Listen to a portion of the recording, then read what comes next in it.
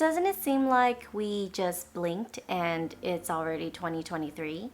And while the idea of a new year and a fresh start is exciting and new, it also burns off really quickly. And by February or March, we don't even remember what our New Year's resolution is. When it comes to setting a New Year's resolution, we are often told to be realistic. But what exactly does that mean? And how realistic is realistic? Happy New Year's, everybody! Hope you had a great holiday, and as we are slowly creeping into our day-to-day lives and setting new goals and intentions for ourselves for the remainder of 2023 year, if you want to start your New Year's right and to have a productive rest of the year, then this video is for you. I think when it comes to New Year's resolutions, we should be setting small, achievable short-term goals with an overall intention for the year. My overall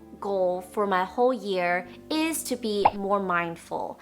And I think that is just an overall expression, right? What does it mean to be more mindful? I want to be more present. I want to feel more grounded. I want to have better relationships with my family and my friends. I want to learn more about myself. And I am planning to create short-term achievable goals in order to accomplish this overall intention that I have for myself. So once you've set your realistic short-term goals, and remember, this is short-term goals, so only for the month of January, or even for the first 2 weeks of January. There is no reason why this goal you have has to last the entire year, especially when you know that all the little goals that you have set for yourself is going to contribute to this overall arching goal that you have for the rest of the year. Another great tip that can help you stick to your New Year's resolution is a good to-do list. If you haven't followed me for a while, you know how much I love a to-do list and a reminder list because it really works. I like to have this list set up with my boyfriend, and we will each bounce off chores that we have to do when we have free time, and that way nobody is feeling like they are drowning or that it is all up to them, and I can come home knowing that we both put in our best effort to make our home a better place for the both of us. I think a lot of times we tend to not stick with our resolution, not because we don't want to, but because we forget, because life is busy. We are all busy. It is a human thing to be forgetful. So why not let our technology do some of that for us so we don't have to always worry about it? So that leads me to the next tip, which is whatever your goal is, get it out of the way at the beginning half of the day. I think as creatures of habits, I tend to be most productive at the beginning half of the day. I like to get my chores done. I like to do my vacuum and my mopping. I wanted to dedicate a small portion of my day to doing mind games. Right now, my favorite app is Elevate, which is a pretty cool app. You don't have to pay for it. In fact, I don't pay for it.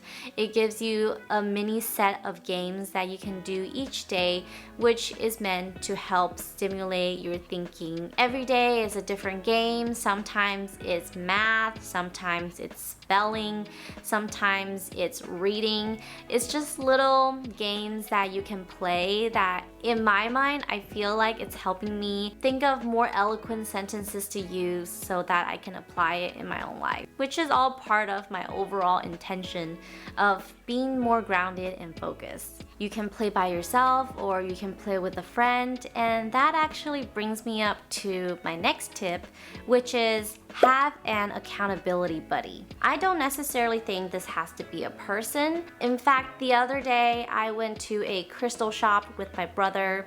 I'm not really a believer of crystals, but I do believe in energy, I think. The crystal that I was especially drawn to was fluoride. It's good for spiritual detoxification and boosting mental clarity and promoting peace of mind. I took that as a sign since it goes completely in line with what I'm trying to achieve for myself for the year. Even an inanimate object such as a crystal can be your accountability buddy. I set it on the table or, next to my desk. Not that this crystal has done anything, but I think it was just an object that I can see, and it reminds me that I need to be focused and driven for the day.